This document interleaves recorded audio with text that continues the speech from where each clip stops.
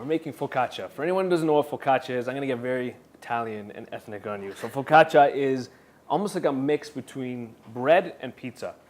It usually has some sort of seasoning, even as simple as olive oil and herbs, to cherry tomatoes, maybe a little bit of sauce, and the bread is a little bit thicker.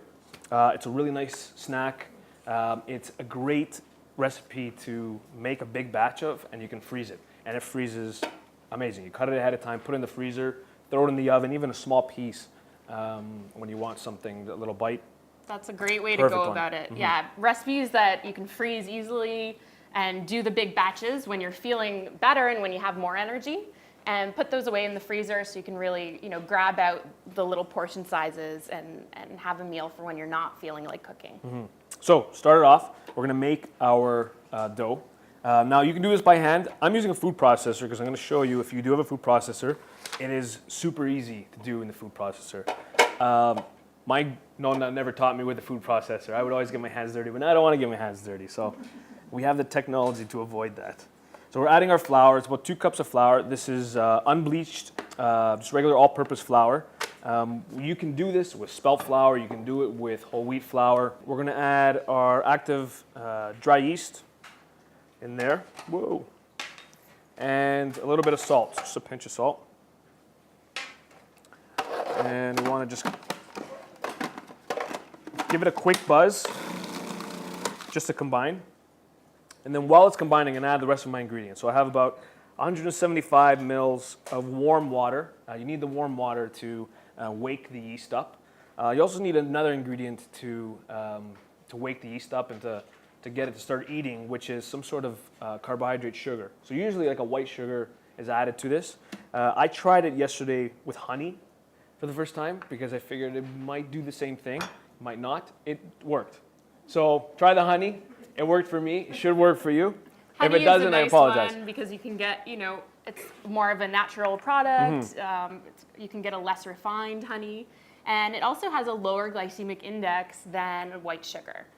So what that means is basically it's not going to get your blood sugar going up and down, which can basically set you up for a disrupted appetite mm-hmm. as well. So that's not something you want to experience. Also, your energy levels are going to be impacted. So if you feel really tired and you have that crash after having something really sugary, you're going to want to sleep, and that's going to get in the way of you eating your regular meals. So a great reason to go for some of the more lower glycemic index sweeteners.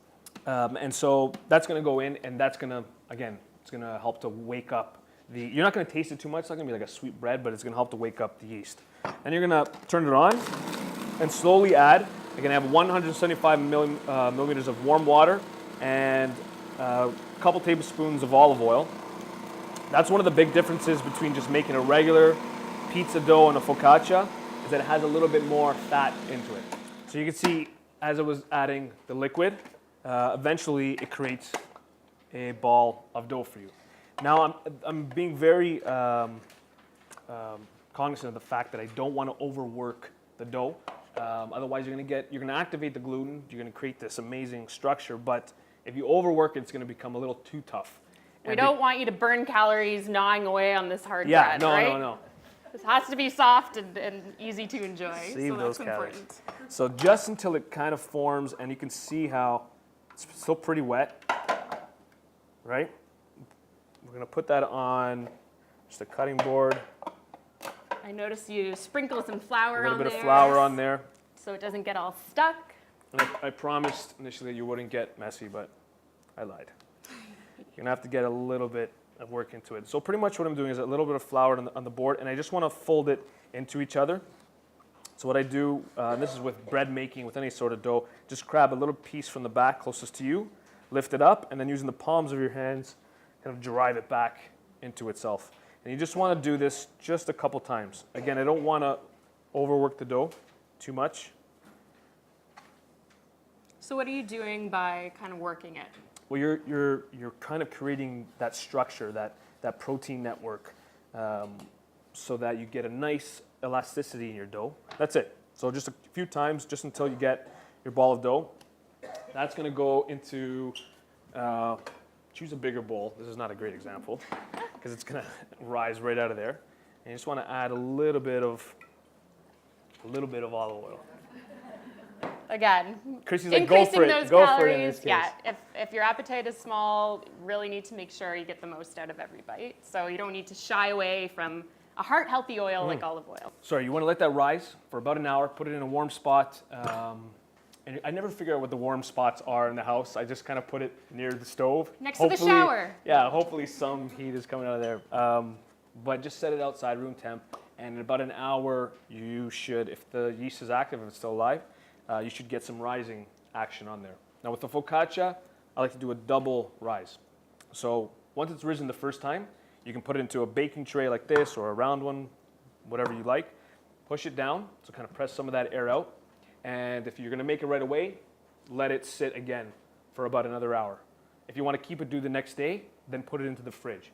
It's gonna slow everything down. And then the next day or whenever you wanna make it, then you pull it out, let it rise for an hour for the second time.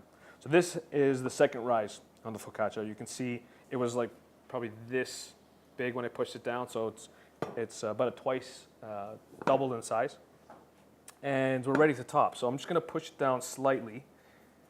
And it's very soft. And now you can pick, I mean, this is up to you. You can pick whatever ingredients you like. We went with the winter theme. So we have some squash. This is Buttercup squash. We have, most of your grocery stores are carrying more types of squash these days. Butternut squash is kind of the classic, your acorn squash. But now you're starting to see some different types. So choose whatever you want. This is a Buttercup squash. It has a beautiful, deep orange color to it. Very sweet. One of the big differences I find is it's not as, the water content isn't as high in the Buttercup as it is in the butternut. So butternut is fantastic for soups, for sauces, for stews, whatever. This type of squash is great for baking. Like if you make a pie out of this, it is fantastic because it's a little starchier. It doesn't have as much water content. And that beautiful orange color is a hint that it's rich in antioxidants. So some of those plant chemicals or plant nutrients that there's some evidence help to prevent and help fight off cancer. Mm-hmm. So with this beautiful, brilliant orange, it's a great source of beta carotene, which turns into vitamin A in your body and protects your cells from damage, from the environment, from aging, and in particular protects your eyes from something called macular degeneration, which is basically losing your eyesight as you get older. So all great reasons to enjoy some vitamin A. And again, we added some kale, whatever you like, olives, a little rosemary. The olives are a great one if you're experiencing some taste changes and food just doesn't have much flavor to it. And that can be a common side effect of certain cancer treatments that then affects your appetite, of course, because if things don't taste the same, you're not gonna be inspired to eat as much. But some of those savory foods and really powerful foods like olives, as well as your citrus and things that really get your mouth watering and get the saliva flowing, they can be really helpful in improving your appetite. And another reason why we chose focaccia, sometimes smells, depending on how you feel, sometimes smells can completely turn you off. Sometimes there's smells that can stimulate your appetite. One of the biggest ones, I think it's been ranked #1 best smell by everybody, is freshly baked bread.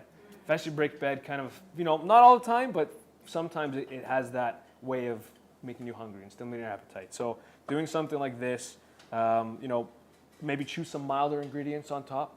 Maybe roasted garlic isn't the best thing, or rosemary's got a beautiful flavor, but it might be too strong.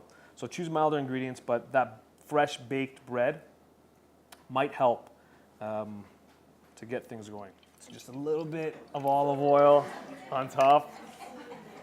Guys, we're going to maximize the calories today. I chose the big bottle. And a little bit, just a pinch of salt. Just a little pinch of salt on top. And I like to use a flakier salt, just to give it a little bit of crush. So like a nice kosher salt, flaked kosher salt. So that's going to go into the oven. You want to crank up that oven to about 450 degrees. You want to get it hot. You want to get those bubbles forming and get a nice rise. And usually takes about 15-20 minutes. Just keep an eye on it, really until it's golden brown. And you have this, really nice kind of caramelized toppings and a delicious bread. which hopefully will pop out. Yes. Yeah. And this is the time you can savor it. You take your time. You worked hard, and you want a really nice crunch in there, and that's pretty much it.